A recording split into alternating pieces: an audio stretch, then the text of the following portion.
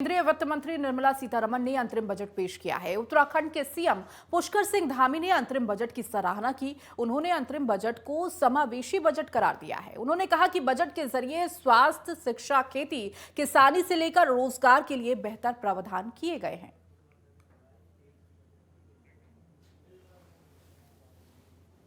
निर्मला सीतारमण जी ने पेश किया है वो भारत के नए भारत की तस्वीर हमारे सामने प्रस्तुत करते हैं और ठीक प्रकार से देश का नियोजन हो रहा है। देश तेजी से आगे बढ़ रहा है और 2047 तक जो भारत को विकसित भारत का जो संकल्प रखा गया है, वह संकल्प की सिद्धि के लिए इस बजट में साफ दिखाई देता है कि बजट उसी दिशा में आगे बढ़ रहा है। ठीक प्रकार से उसका नियोजन हो रहा है। भारत विश्व में एक नई अर्थव्यवस्था के रूप में उभर रहा है। जहां आज भारत 5वीं अर्थव्यवस्था दुनिया की सबसे बड़ी है, वहीं अगले 3 सालों में तीसरी सबसे बड़ी अर्थव्यवस्था बनने जा रहा है। यह बजट एक तरह से सर्वस्पर्शी है, सर्वग्राही है। इसमें युवा, महिला, गरीब, किसान, हर वर्ग को छुआ है। हर वर्ग के लिए कुछ न कुछ इस बजट में राहत देने का काम, उनके उन्नयन का काम, उत्थान का काम इसमें इस बजट में प्रस्तुत किया गया है, आगे के लिए प्रस्ताव किया गया है। साथ ही साथ अनेकों ऐसे काम जो सीधे सीधे समाज के अंतिम छोर में खड़े हुए जो लोग हैं उनको आगे लाने का काम भी इस बजट में हुआ है। उत्तराखंड में धामी सरकार ने यूसीसी को लेकर कदम बढ़ा दिए हैं। देसाई कमेटी ने सरकार को यूसीसी का ड्राफ्ट सौंप दिया है, जिसके बाद यूसीसी का ड्राफ्ट अब 3 फरवरी को होने वाली कैबिनेट बैठक में पेश किया जाएगा। कैबिनेट की मंजूरी के बाद यूसीसी विधेयक को विधानसभा के पटल पर रखा जाएगा। आपको बताते चले कि उत्तराखंड विधानसभा का सत्र 5 फरवरी को शुरू होगा। वहीं यूसीसी को लेकर विपक्ष ने सवाल उठाए हैं।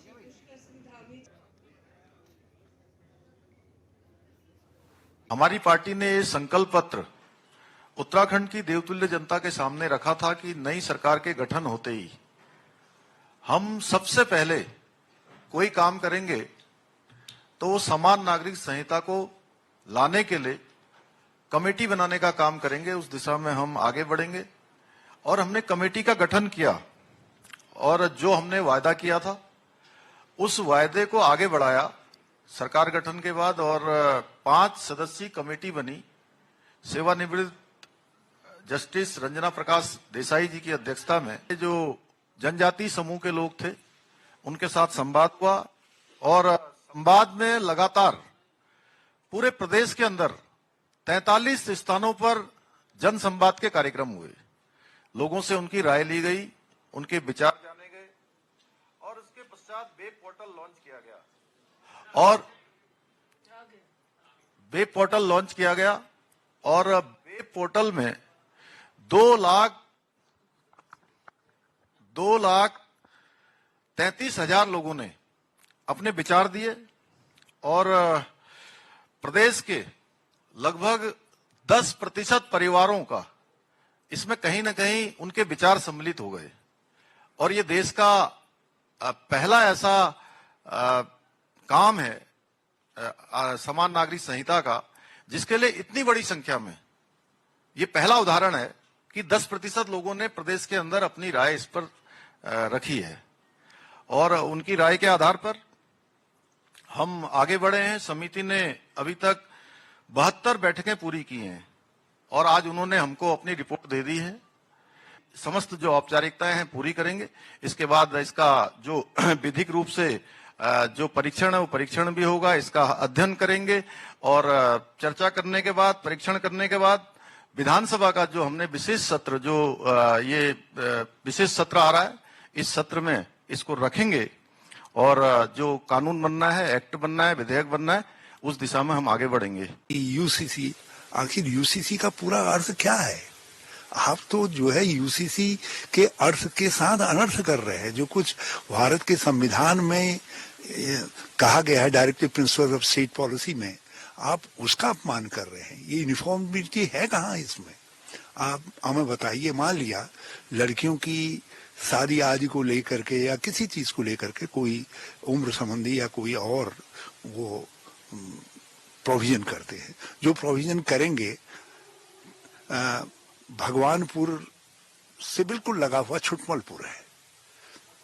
छुटमलपुर की लड़की यदि भगवानपुर में ब्याह के आती है तो उस पर कौन सा कानून लगेगा? उत्तराखंड का या उत्तर प्रदेश का कौन सा कानून लगेगा? इसी प्रकार से कुछ और जो प्रोविजंस है, वो प्रोविजंस जो है कैसे लागू होंगे? हमारी राज्य की सीमा से बाहर इस विधेयक का कोई अर्थ नहीं रह जाएगा। मतलब इस यूसीसी ड्राफ्ट का, इसके प्रोविजंस का, यदि जब विधेयक के रूप में आएगा, इससे जो कानून बनेगा, उस कानून का कोई अर्थ नहीं रह जाएगा। तो जो कानून केवल एक राज्य तक सीमित है, वो कैसे यूनिफॉर्म सिविल कोड कहा जा सकता है? उसको कैसे आप ये कहेंगे कि ये सारे हमने तो राज्य यदि इस तरीके से कानून बनाने लग जाएंगे तो ये कानून बनाने के राज्य के अधिकार की तौहीन है, उसका आज यूसीसी का ड्राफ्ट उत्तराखंड के मुख्यमंत्री पुष्कर सिंह धामी को सौंप दिया गया है।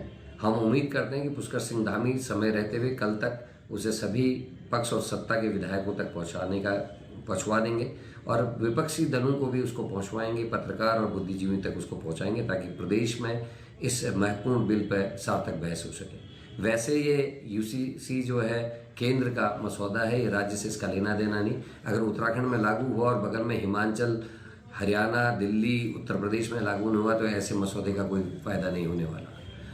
यहाँ हमारी कुछ चिंताएं हैं। हम जानना चाहते थे इस ड्राफ्ट में SC, ST, OBC, हमारे माइनॉरिटी, हमारे जो थारू बुक्सा जनजाति के लोग हैं, हमारे जो जौनसार के लोग हैं, भूटिया जनजाति के लोग हैं, आदिवासी हैं, उनके अधिकारों में इसका कितना अतिक्रमण हो रहा है। अगर ये राज्य हित में, राष्ट्र हित में हुआ और किसी के अधिकारों का हनन इसमें नहीं है तो निश्चित ही कांग्रेस समर्थन करेगी राज्य हित में, राष्ट्र हित में। और अगर संविधान की धाराओं में दिए गए जो अधिकार हैं, कर्तव्य हैं, उनका अतिक्रमण इसमें होता है तो निश्चित ही इसमें हम विरोध भी करेंगे। रामनगर में गर्जिया देवी मंदिर के मुख्य टीले का सुरक्षात्मक कार्य 2 चरणों में होगा। जिला सिंचाई विभाग के मुख्य अभियंता ने कार्य की स्वीकृति के लिए प्रमुख अभियंता सिंचाई विभाग देहरादून को 5 करोड़ का प्रस्ताव भेजा है। आपको बताते चले कि बीते दिनों गर्जिया देवी मंदिर के कार्य को लेकर मंदिर के पुजारियों ने मुख्यमंत्री से मुलाकात की थी। इस पर मुख्यमंत्री ने निर्माण कार्य जल्द ही शुरू करने का आश्वासन भी दिया था। तो वहीं अब आगामी मानसून सीजन को देखते हुए सुरक्षा के कार्य किए जाएंगे। 2 फेज में ये कार्य किया जाएगा। क्योंकि विगत कई 10-12 सालों में यहाँ 4-5 मुख्यमंत्री आ चुके हैं तो काम नहीं हुआ। इस साल धामी जी आए थे और उन्होंने कई ऐसे कार्य प्रोजेक्ट तैयार किए।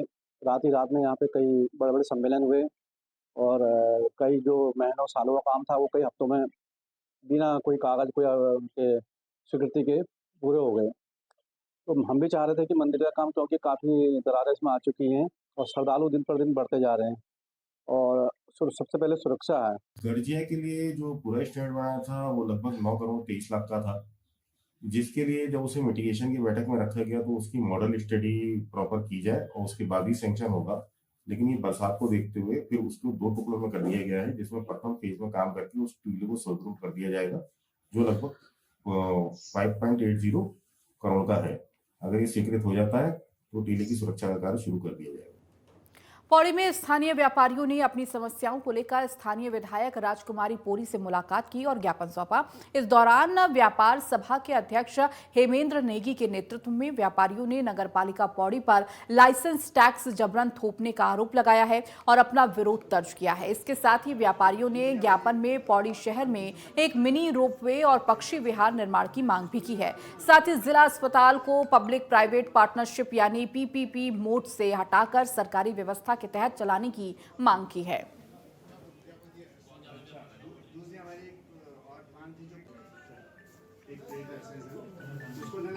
थोड़ा सा प्रयास करना होगा सरकार को भी, शासन प्रशासन को भी और आम जनता को भी सहयोग करने की अपेक्षा है ताकि पौड़ी के विकास के लिए नई नई योजनाएं आएं और यहाँ का विकास किया जाए, ताकि यहाँ पर पर्यटक आएं। पर्यटकों के माध्यम से वास्तव में पौड़ी का विकास बहुत जल्दी होगा और इसके लिए सभी लोगों ने अपने अपने प्रस्ताव दिए। यहाँ पर रोपवे हो गया, यहाँ पर पक्षी विहार हो गया, यहाँ पर पानी की समस्या को लेकर यहाँ पर जो यातायात की जो समस्या है उसको रखी गई। चलिए इस बीच रुकेंगे एक छोटे से ब्रेक के लिए। नेटवर्क 10 पर खबरों का सिलसिला लगातार जारी है।